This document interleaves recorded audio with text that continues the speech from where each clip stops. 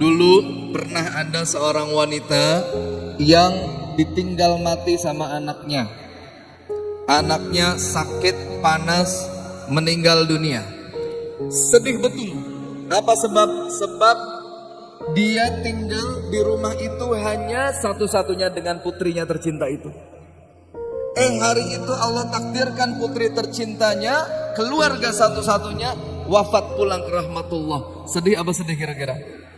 Sedih betul.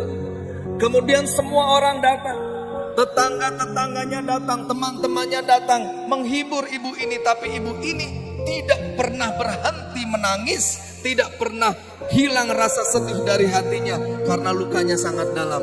Apa kata ibu ini? Saya sepertinya perlu konsultasi sama seorang ulama. Maka datanglah dia menghadap ke seorang ulama. Ulama ini ditanya sama si ibu, "Ya Syekh, saya kehilangan putri saya tercinta. Sejak hari pertama putri saya meninggal sampai hari ini belum pernah sedetik saja saya berhenti menangis ya Syekh. Tolong berikan kepada saya nasihat agar saya bisa mengikhlaskan kepergian putriku tercinta itu ya Syekh." Apa kata Syekh? "Baik ibu, kalau begitu ibu pulang, masak masakan yang enak, undang tetangganya semua untuk datang di rumah." Maksudnya gimana Syekh? "Udah, laksanain saja." "Oh baik Syekh." Pulanglah si ibu ini, masak makanan yang paling nikmat, paling lezat, makanan yang belum pernah ia masak sebelumnya. Tetangga-tetangga diundang, teman-teman dikasih tahu disuruh datang. Sore hari mereka sudah datang. Kemudian sesuai dengan instruksi syekhnya, si ibu ini dipersilahkan untuk menawarkan makanan itu kepada semua yang hadir dengan syarat orang yang hadir boleh makan makanan ini, tapi orang itu tidak boleh orang yang sedang punya masalah. Ditunggu 1 jam, nggak ada yang makan. Karena yang boleh makan hanya orang yang sedang tidak punya. Ditunggu 2 jam, tetap nggak ada yang makan. 3 jam, 4 jam nggak ada yang makan. Nggak ada yang berani sentuh makanan sedikit pun. Akhirnya saat itu dia masuk ke dalam kamar, mengangkat tangan, "Ya Allah, malam hari ini saya ridho ya Allah, karena ternyata orang yang sedang punya masalah itu bukan cuma diri saya saja ya Allah. Ternyata kalau hari ini saya punya masalah, orang-orang yang datang, tetangga-tetangga saya, teman-teman saya, semua juga ternyata sedang punya masalah masing-masing. Buktinya mereka tidak ada yang menyentuh makanan yang saya buat ya Allah."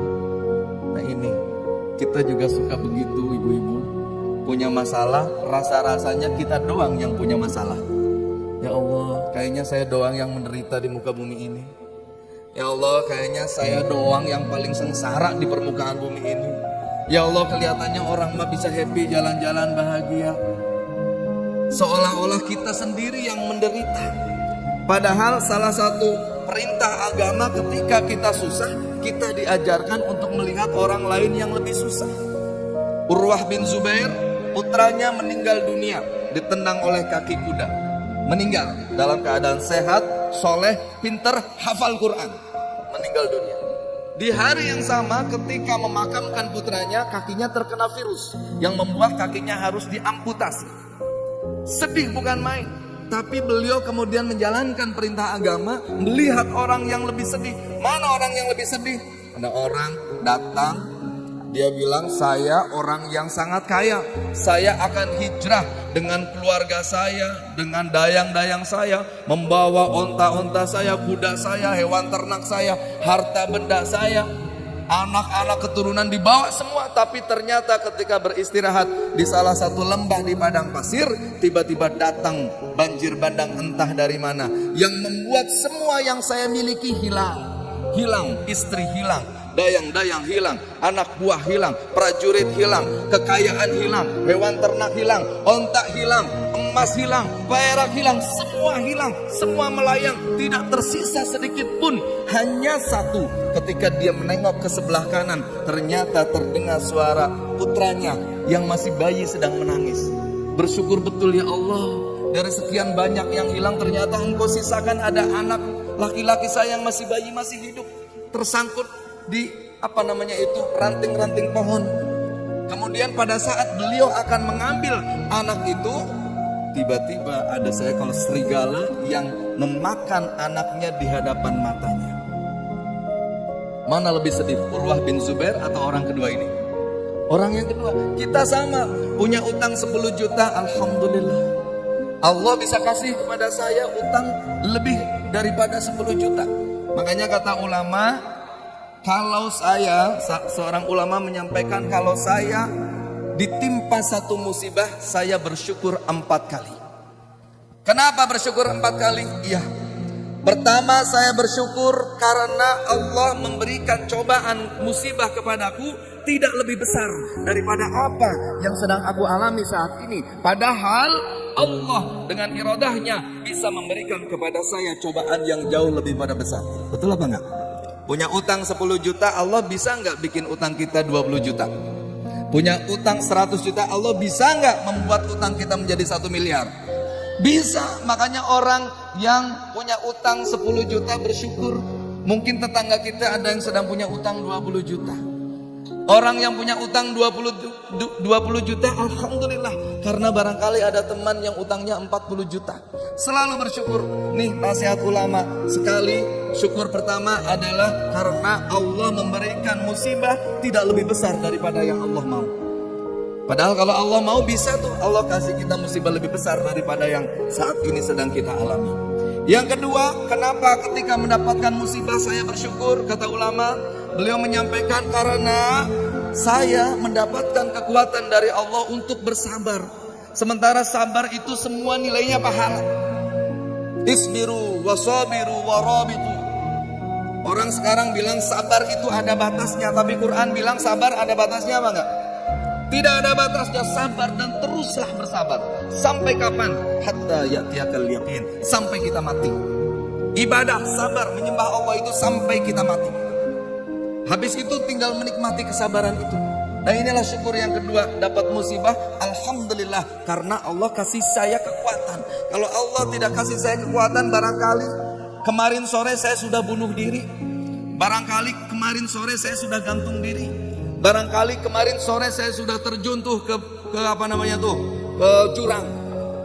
Tapi Allah sampai detik ini mengizinkan kita hidup, artinya Allah masih memberikan kepada kita kekuatan. Yang ketiga, ulama menyarankan kepada kita, mengajarkan kepada kita untuk bersyukur ketika kita mendapatkan musibah, karena Allah memberikan taufik, pertolongan kepada kita untuk lisan kita mengucapkan inna lillahi wa inna ilaihi raji'un. Kita sadar semua milik Allah dan semua akan kembali kepada Allah. Alfi, pengen gak punya mobil? Pengen. Oke, sekarang ayah tanya, kalau Alfi pengen punya mobil, pengen mobil merek apa? Yang paling keren? Hah? Apa, Fi? Hah? Rubicon, Wrangler Rubicon. Waduh, 1,5 miliar tuh. Amin. Kira-kira kalau suatu hari Alfi sudah punya mobil Rubicon nih, terus Alfi dengar berita bahwa di Sulawesi ada orang yang namanya Pak Asep. Ada nggak namanya Pak Asep di Sulawesi? Di Sulawesi ada orang namanya Pak Asep kehilangan mobil Rubicon. Alfi sedih apa enggak? Enggak. Apa sebab? Pak Asep yang hilang, bukan mobilnya Alfi. Ini sama konsepnya, kalau kita memahami segala sesuatu bukan milik kita, hilang, kita nggak perlu sedih. Yang bikin kita sedih karena kita merasa itu milik kita. Makanya kita diajarkan oleh Al-Quran mengucapkan inna, sesungguhnya lillahi, semua milik Allah, wa inna, dan sesungguhnya ilaihi, dan kepada Allah roji'una, kembali setiap segala sesuatu. Kalau kita paham dengan konsep itu, kita mentalnya, akidahnya sama seperti tukang parkir. Mobilnya banyak, diambil kalau sore satu persatu, tapi tidak marah. Kenapa? Karena dia sadar bahwa itu bukan mobilnya dia. Yang keempat, kenapa ketika mendapatkan musibah mesti bersyukur? Karena kita mendapatkan kesempatan dari Allah Jalla Jalaluhu untuk menggugurkan dosa-dosa kita. Barangkali ada dosa yang tidak bisa digugurkan dengan istighfar, ada dosa yang tidak bisa digugurkan dengan sholat malam, ada dosa yang tidak bisa digugurkan dengan taubat, tapi ada dosa yang hanya bisa digugurkan dengan ketika kita bersabar menghadapi musibah demi musibah. Jadi malam hari ini yuk kita mulai kuatkan diri kita, sebesar apapun masalahnya. Kalau kita tahu Allah bisa kasih masalah kepada kita lebih besar daripada yang sekarang sedang kita alami, makanya bersyukur musibah yang sedang kita alami hanya sebatas ini, dan bersyukur kita masih dikasih kesempatan hidup. Itu artinya Allah masih memberikan kepada kita kekuatan untuk bersabar.